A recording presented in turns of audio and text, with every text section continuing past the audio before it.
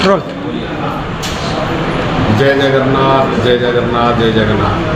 नीलांचल निवासाय नित्याय परमात्मने बलभद्र सुभद्रा व्याम जगन्नाथ। प्रभु राम जी के पादस्पर्श नासिक पुण्यनगरी धर्मनगरी में जगन्नाथ भगवान की रथ यात्रा श्री पंचमुखी हनुमान मंदिर की ओर से और हमारे जगन्नाथ रथयात्रा उत्सव समिति की ओर से ये हम लोगों की 5वां साल है। बड़े धूमधाम से हम लोग रथ यात्रा करते हैं। आज जगन्नाथ भगवान की पंचामृत दूध दही और सभी तीर्थों के जल के द्वारा आज भगवान के स्नान किए गए और आज के बाद भगवान की बुखार हो जाता है जो 15 दिन तक बुखार में रहते हैं और एक अवश्य के बुखार से उठने के बाद जो दूध आता है जो 16 जुलाई की इस बार रथ यात्रा की है। ये 16 जुलाई की भगवान जगन्नाथ की रथ यात्रा इसी पंचमुखी हनुमान मंदिर की ओर से निकलेगा और मैं सबको आह्वान करूँगा कि जगन्नाथ बलभद्र सुभद्रा जी एक रथ पर विराजमान होंगे। आप अपने घर से रथ भगवान को दर्शन करने के लिए स्वयं भगवान आपको दर्शन देने के लिए मंदिर से जा रहे हैं। आप जरूर जगन्नाथ भगवान की दर्शन करिए यानी भगवान के रथ की डोरी अपने के करकमल द्वारा खींचिए क्योंकि भगवान की आपकी डोरी भगवान के हाथ से कहीं पहुँच जाता है आपकी जरूर मंगल कामना होता ही है। ये उद्देश्य में हमारे श्री जगन्नाथ रथ यात्रा उत्सव समिति की ये रथ यात्रा हम लोग शुरू किए, बड़े धूमधाम से हुआ है। आप जरूर भगवान की रथ यात्रा में जरूर पधारिए। उसमें जगन्नाथ जी की 2 डोरी है जिसमें एक पुरुषों की एक महिलाओं की है। इसमें दोनों एक साथ में रथ खींचते हैं और सबसे बड़ी बात है कलिजुग की आराध्य देव जगन्नाथ जी की जो दोनों भाई के बीच में स्वयं माता सुभद्रा की विराजमान है। कहीं ना कहीं कलिजुग में भाई बहन की कैसे रक्षा करता है ये कहीं ना कहीं एक समाज को एक संदेश दिया जाता है। तो एक कारण हम लोग जगन्नाथ की रथ यात्रा शुरू किए। मैं आह्वान करता हूँ जरूर सभी लोग जगन्नाथ भगवान की रथ यात्रा के दर्शन करने के लिए और भगवान की रथ की डोरी खींचने के लिए जरूर आइए।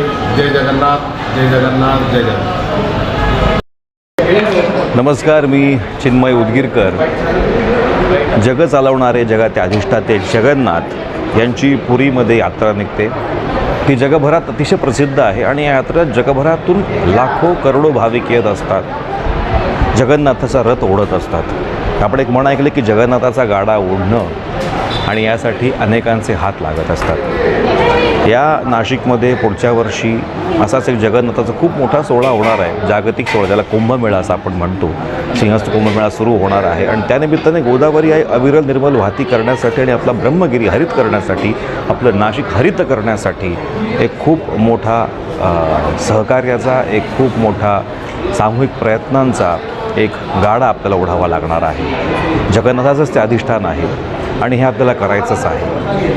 हाच दृष्टिकोन समोर ठेवून आदरणीय महंत भक्तिचरणदासजी महाराज आमचे पूज्य आहेत, गेल्या 4 वर्षापासून या सीझनमध्ये जगन्नाथ यात्रा भरवत असतात। ज्याप्रमाणे पुरीला रथ निघतो त्याप्रमाणे इथे सुद्धा नाशिकमध्ये सुद्धा जगन्नाथाचा रथ निघतो आहे। नाशिक नगरी पण रामचंद्राची नगरी म्हणजे जगन्नाथाची नगरी आहे आणि इथे एवढा मोठा सोहळा घडतो आहे पुढच्या वर्षापासून। ते सगळ्या नाशिककरांनी एकत्र येणं आणि एक सामुदायिक जगन्नाथाला अधिष्ठान म्हणून प्रयत्न करणं अत्यंत आवश्यक आहे आणि त्यासाठी मला असं वाटतं की 16 तारखेला 16 जुलैला ही रथयात्रा सुरू होणार आहे याच ठिकाणापासून सकाळी 10 वाजता।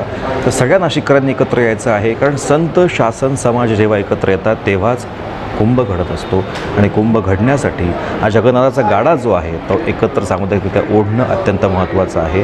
परस्परांमधले मतभेद विसरून सगळ्यांनी पर्यावरणपूर्ण कुंभ साजरा करण्यासाठी या रथयात्रेमध्ये सहभागी व्हायचं आहे आणि भक्तिचरणदास महाराजांनी जो हा मोठा संकल्प केलेला आहे त्यात आपण सहभागी व्हायचं आहे ही आपल्याला नम्र विनंती। मी येणारच आहे, आपणही या। थँक्यू।